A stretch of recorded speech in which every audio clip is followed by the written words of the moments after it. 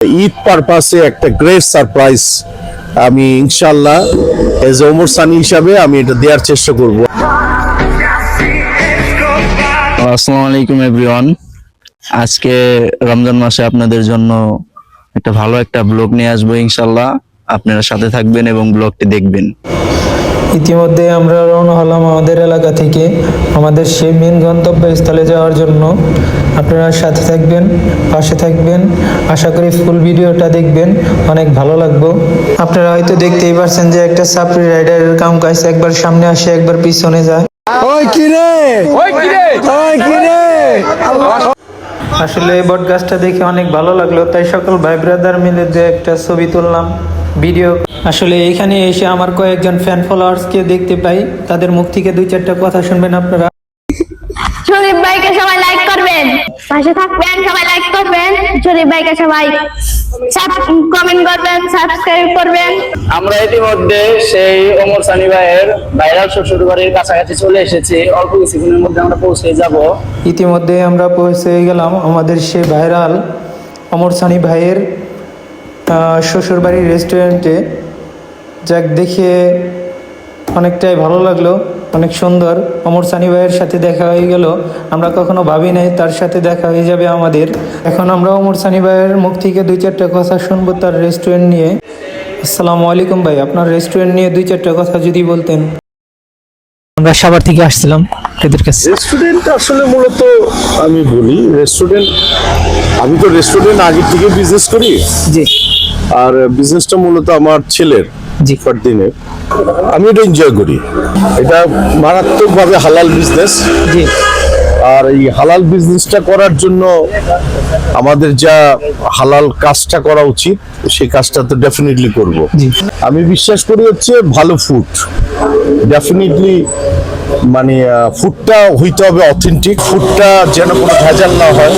আমার আল্লাহ সুবহানাহু ওয়া তাআলা বলেছেন যে তুমি তোমার ইমান মতো ভালো ফুডটা প্রেজেন্ট করো। তো ডেফিনেটলি আমি ভালো ফুড প্রেজেন্ট করার চেষ্টা করছি এবং আমি মানিকগঞ্জে কাজ করছি। মানিকগঞ্জে ওই ঔরঙ্গাবাদে যে আসছি আমাকে এখানকার যে কমিউনিটি আছে তারা ভীষণভাবে আমাকে ভালোবাসে। এখানকার কমিউনিটির মানুষরাই চেয়েছে আমি যেন এখানে রেস্টুরেন্ট করি। তাদের সহযোগিতাটা পাচ্ছি ইনশাআল্লাহ, অবশ্যই পাবেন। এবং আমাদের চাপ, তারপরে হালিম, আমাদের এখানে অনেক আইটেমগুলি আছে।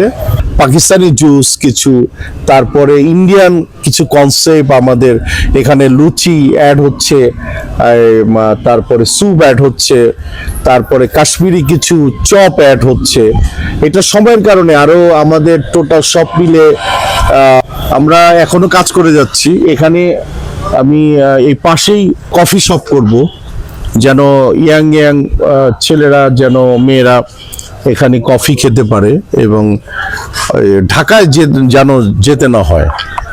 আমি ইনশাআল্লাহ সময়ের ব্যাপার, সুন্দর পরিবেশে যেন ছেলে মেয়েরা যেন গিটার বাজিয়ে গান করতে পারে, কিন্তু উইয়ার্ডলি কোনো কিছু খারাপ কিছু করা যাবে না।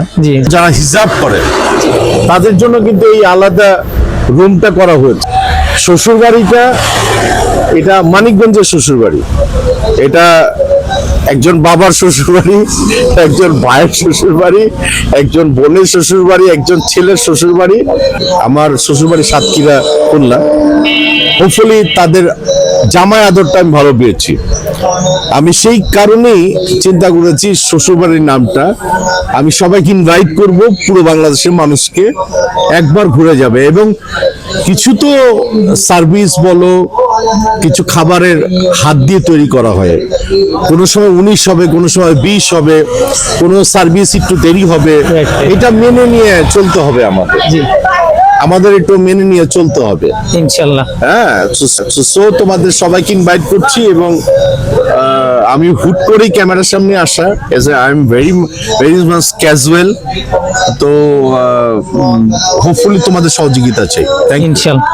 আসলে এটা আমার ফার্স্ট ব্লগ, আর ফার্স্ট ব্লগ যেন আমার এত সুন্দর একজন সারপ্রাইজ পাবো আমি কখনো ভাবি নাই।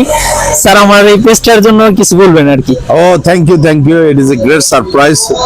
যারা যারা আছে এটা সাবস্ক্রাইব করবা তোমরা এবং আপনারা, আর হোপফুলি তোমার দীর্ঘায়ু কামনা করি এবং সুন্দর সমাজকে সুন্দর কিছু দিবা।